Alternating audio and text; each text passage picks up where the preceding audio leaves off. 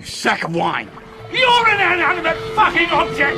Stuck-up, half-witted, scruffy-looking nerve herder. Is that your nose or did a bus park on your face? If I had a dick, this is where I tell you to suck it.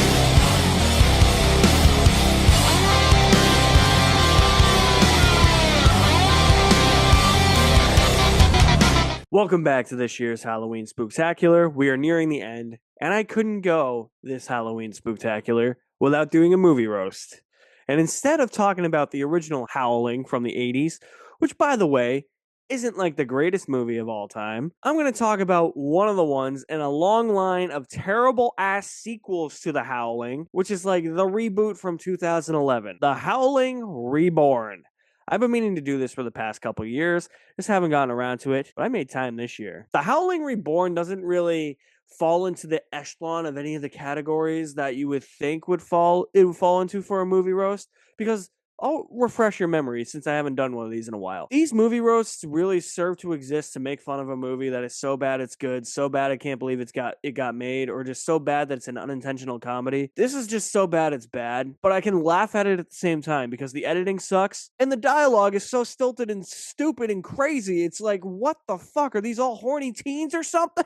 We'll get into it, but suffice to say that you can see the DNA of what was a popular film series at the time that I might allude to later. So the movie begins with the opening credits, and the opening credits are fine, but they're interspersed with this lady frantically on the phone talking to somebody. I wonder who that could be later on in the movie. And after the opening credits, we cut to our main character, Will, who definitely looks like rejected Harry Potter actor number 277, mixed with Goku from Dragon Ball Evolution. They're an amalgamation of the same person. I swear to God. There's nothing here about this guy. He's got this really annoying friend who's a podcaster and a screenwriter. He's kind of questioning everything about his life. He's like, I'm an outcast in society. There's something wrong with me.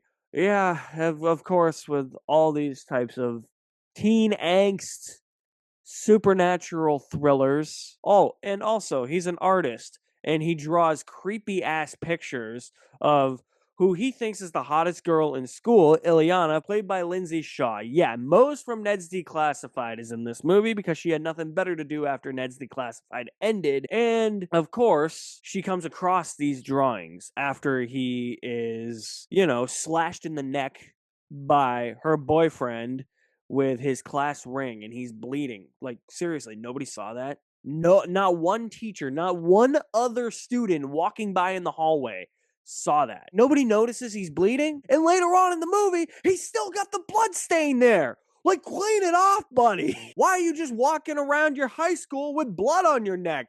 Nobody's gonna question this? What is this screenplay already? Holy shit! So we're introduced to Ileana, and she's looking through his notepad, and she sees all these drawings of her. And she questions him, and he's like, it's all me, huh?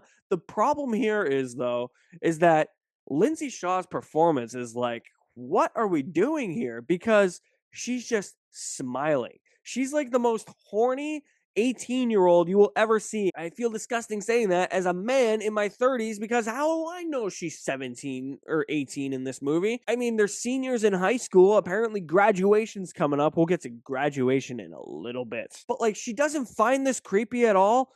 She just flips through. She's got the biggest smile on her face. She's like, oh, you're really like me, huh? You want to jump in this locker and you want to fuck right now? That's essentially what her facial expression is saying. That's her throughout this entire movie. There's not one scene in this entire movie where Lindsay Shaw is not smiling because she's a horny teenager. But wouldn't you question why some person who has never talked to you in their entire life is drawing pictures of you? Seriously, as I already said, you don't find that creepy? You don't find that disturbing at all? You wouldn't be like, dude, what the hell is your problem? This is like the most chill high school I've ever seen other than that bully guy. That's her boyfriend. So Will gets picked up from school and she just randomly appears in front of him and hands him this flyer to this rave, this underground rave. Apparently that's at the school that looks like Notre Dame or something. And He enters this rave, and it's full of all these like people just dancing to electronic music, or the teen angst music, as I will call it. And yeah, she continues to be horny because she has lines of dialogue like this. It's not like I'm incapable of love, Will. I love the way this dress hugs my ass. All right. I also forgot to mention that back in that whole hallway scene where he gets slashed in the neck by her boyfriend's high school ring, or his class ring, she also makes him sign one of the pictures he drew of her in blood. All she wanted was his autograph. And now they're gonna boink. Clear as day. Maybe it's time for Ned Bigby to go back to Susie Crabgrass. Like, seriously, what is she gonna do with this picture? Is she gonna try and sell this thing for millions? Is she gonna put this on her refrigerator? Better yet, is she gonna sell it to the Louvre? Like, come on. What the hell is the point of autographing it? It's not that good, to be honest with you. But back to this whole rave scene. As I've already said, she comes on very strong as a horny teenager. Okay, my turn. You've drawn enough pictures of me to fill a gallery. Where do you fit into the accepted social order? What are you so scared of? I don't bite much. But what is up with the camera work in this scene? The camera's just swinging around. Like, are you trying to give me vertigo? It's either the camera swinging around or the actors are just on a platform that's spinning and the camera's at a still position. Stop. You're giving me a migraine. Who framed the shot? Who set up the shot? Whose idea was this to do it? Is this your way of trying to blur everything else out in the background? I don't really get it. By the way, at this point, we are 20 minutes into the movie. There is not one sign of an inciting incident. There is nothing to set the plot off so far. 20 minutes in a 92-minute movie that you can actually find for free on YouTube. Multiple YouTubers have uploaded this entire movie onto YouTube. That's how bad it is. The studio doesn't care. There's no inciting incident yet. That completely boggles my mind. Then at one point, Eliana disappears and Will goes chasing her, and weird, poorly edited things happen, and she just appears. Okay, terrible foreshadowing as to what's to come. Then she and Will have a texting date in class where she's not even there at first. And he texts her asking her where she is, and she randomly appears. Okay, why are you texting each other if you're in the same class? Get up and go talk to each other like a normal human being. Don't be such pussies, man. You like each other. Just get it over with. Boink already. And then, of course, after this, we get the funniest scene of the entire movie where Eliana's boyfriend tries to fight Will in the bathroom. This is poorly edited. There are so many quick cuts, so much shaky cam. I don't know what actually happens to the boyfriend. It doesn't even turn into a fight. It's just a shoving match that ends with the boyfriend apparently being shoved into a toilet and hitting his head on the toilet. All you hear is the thud, and then it just cuts to him laying on the ground. It's like, oh, you're rated R. You didn't even fucking show it. I don't know why I'm laughing so hard at that, but the funniest part about this entire ordeal is that this guy pulls a gun. He's running through the hallways, pulling a gun after this fight, after he gets up from hitting his head on the toilet. He's chasing our main character, Will, through the hallways, pulling a gun, trying to shoot him. Okay, first of all, there's gotta be people in the hallway. Why is there nobody in hallways in this movie? Why is it only the characters that pertain to the scenes that are supposed to be important only in the scenes? There's no extras. Where are they? Why is there nobody in the school? Why is the school not occupied with anybody? How does nobody not see this guy carrying a gun? Worst of all, Will finally pushes him over a railing down like 5 flights of stairs. The guy hits his back, and I think he's dead. I don't know. You could survive it. I think. I mean, Miguel survived in Cobra Kai, but he didn't fall down that many stairs. Killed his back though. Miguel in Cobra Kai is the man. And then we get some more scenes with Will and Ileana, and they walk by each other in a hallway, and then they just randomly kiss. This is why this movie is so bad. It's bad. Like, they're actually attempting to try to make something good. And they're just not. What they're doing, essentially, is just emulating Twilight. Like, the producers of this movie didn't even want the love angle and the romance angle in the movie.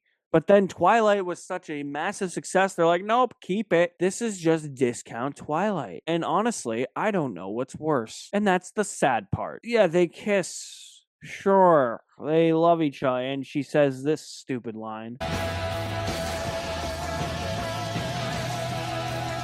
ass.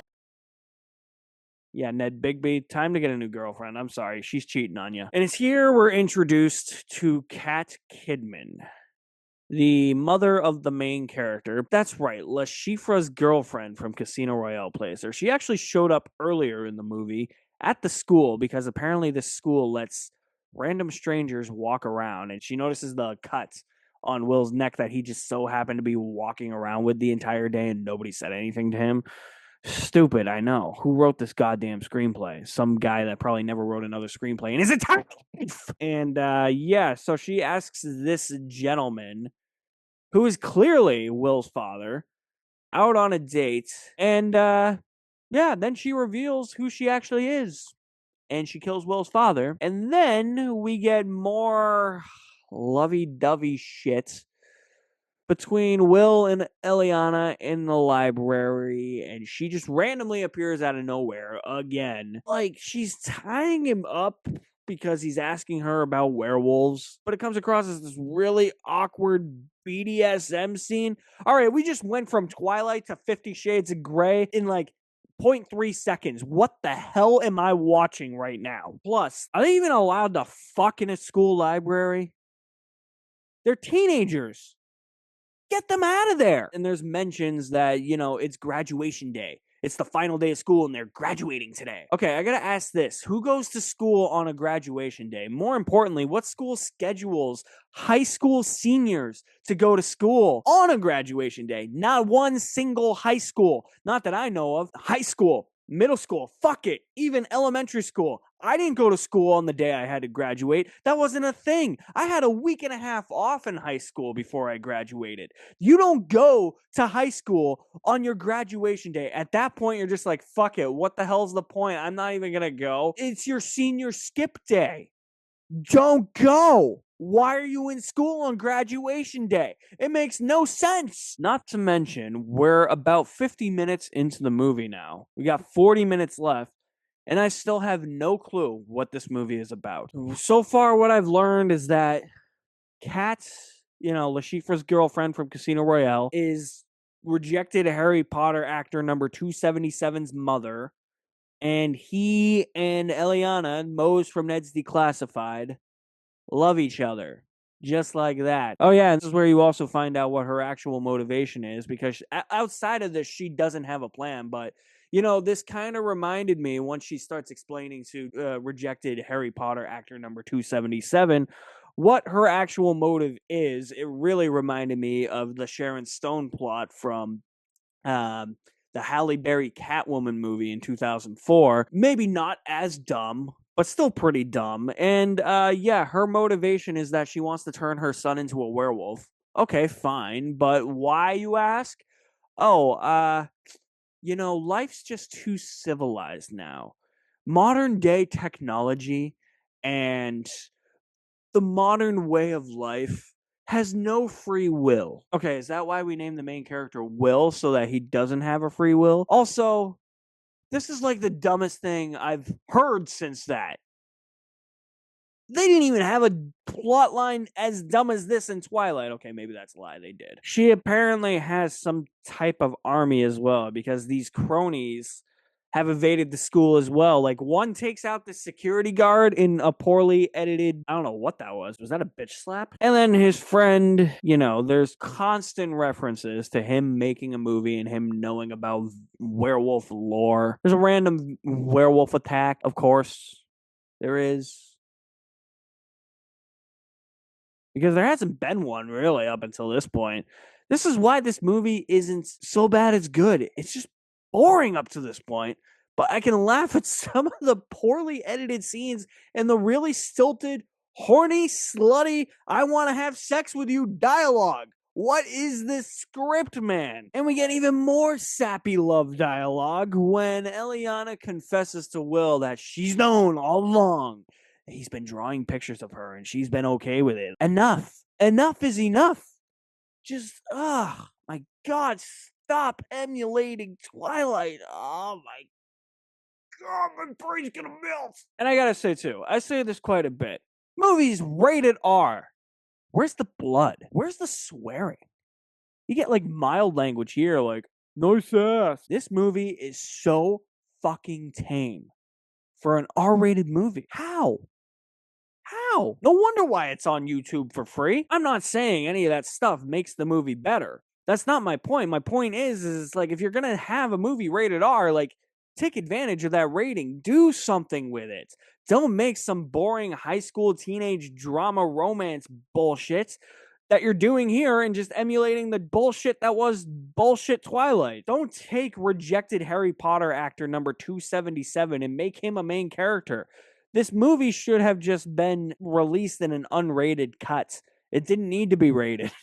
If you're going to be this boring, what's the point of even making it? I gotta say, though, once you see Lindsay Shaw wielding weapons in this movie, I do get kind of a chuckle out of it because, like, when you grow up watching somebody on, like, Disney Channel or, in her case, Nickelodeon, for the longest time when you're a kid, and then you see them do stuff like this, like more mature stuff, if you want to call this mature. I wouldn't, but, you know, it's just still stupid teenage drama, angst, bullshit, romance. But, you know, when she's wielding weapons and stuff, like, I can't help but just kind of chuckle at the fact and smile that it's like, it's funny to me just seeing people you grew up with on those networks in movies wielding weapons.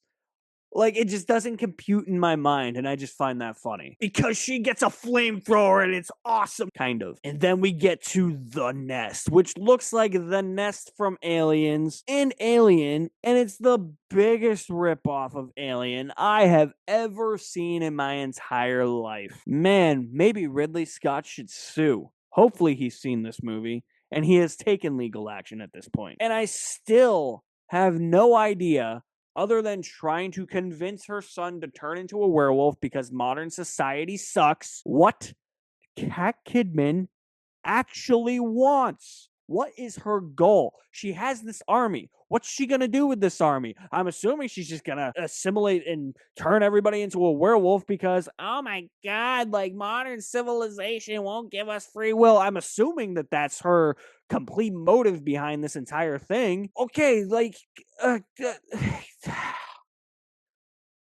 I'm short-circuiting a lot in this. And I'm constantly short of breath and deep in thoughts and losing my train of thought because of how dumb this entire movie is. Yeah, so Will is in their grasp and he grabs a bottle of liquor and lights it on fire and escapes. How do they not see that? Are these like the worst villains ever? Why would you have a bottle of liquor laying around that you know somebody could just use as a Molotov and toss it around a room to try and break out of, you know, containment and capture? Are you guys that stupid? I get you're werewolves and you're probably only afraid of silver bullets and anything silver that enters your bloodstream. But come on, man. Be smarter. Do better. They don't anticipate this. They just stand there. The battle is in plain sight. Go fight each other, please. And you get more horny bullshit between Eliana and Will, which leads to one of the weirdest love scenes, sex scenes, if you even want to call it those and to use those adjectives to describe it, ever put to screen. I mean, what they say next is literally George Lucas Attack of the Clones level dialogue. I have it written down. You ready? I don't want to lose you, even though I feel I've been seriously damaged by this relationship. The fuck are you here for then? And aside from skin on skin, let the love begin, I can't help but think of anything else other than this song. Then I can't fight this feeling anymore. I've forgotten what I started fighting for. It's time to bring this ship into the shore and throw away the oars forever.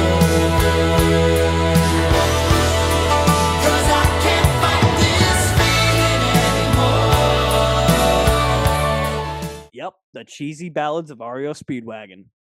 You're welcome. Ah, man. All right. So, yeah, their emotional moments is interrupted by cats, and there's this fake out death of Eliana.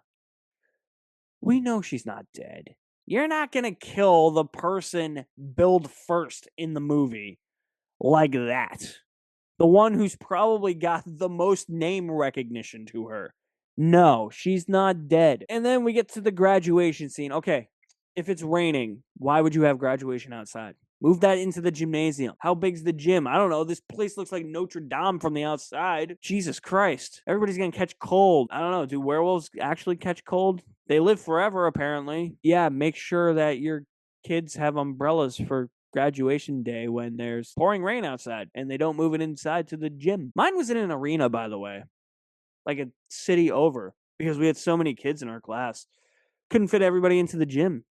Our gym wasn't big enough, so that's what we had to do. Why don't you just do that? Of course, there's another big werewolf fight, and as with every fight or action scene in this movie, poorly edited. What the hell is happening?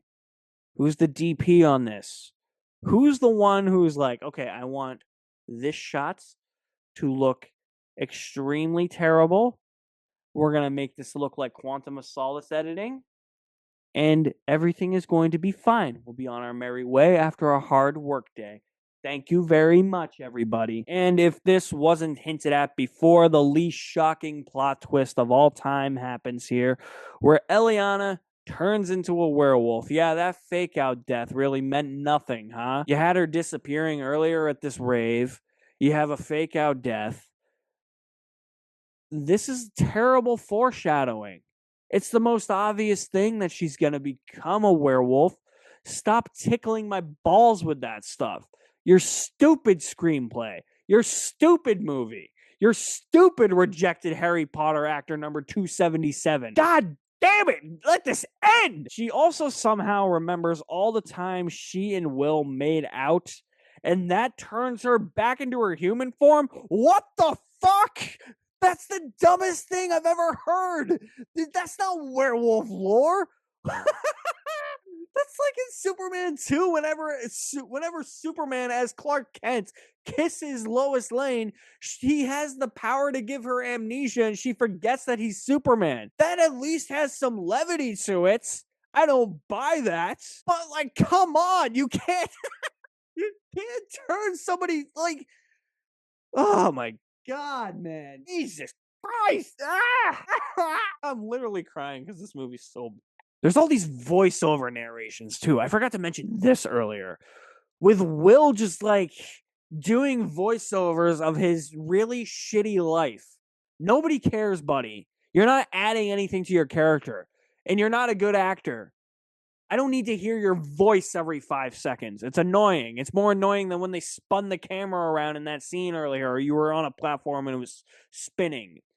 Your voice is more vertigo-inducing than that. Eliana also just happens to be this werewolf that kills Will's mother by ripping her heart out and kill all the other werewolves. They burn the school down. And then what do they do next? Oh, they make a video about his werewolf transformation. And, yeah, I don't think he's going to jail or anything. The movie just ends like that. Thank fucking God. This thing is over. Oh my God. I could recreate that Phil Hartman, oh my God thing so many times after watching this. Makes me want to watch better stuff. Like, I kind of just want to watch Ned's Declassified again. Isn't this so much better?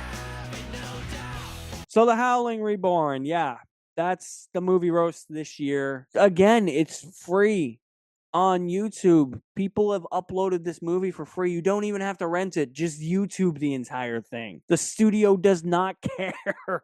This is just another in a long line of terrible ass Howling sequels. One day I'll get around to reviewing the Howling for the Halloween Spooktacular. Maybe next year was my plan this year. Ran out of time, but I was like, I gotta talk about the Howling Reborn. I knew that was one I wanted to talk about. I wanted to talk about it for years. And there it is.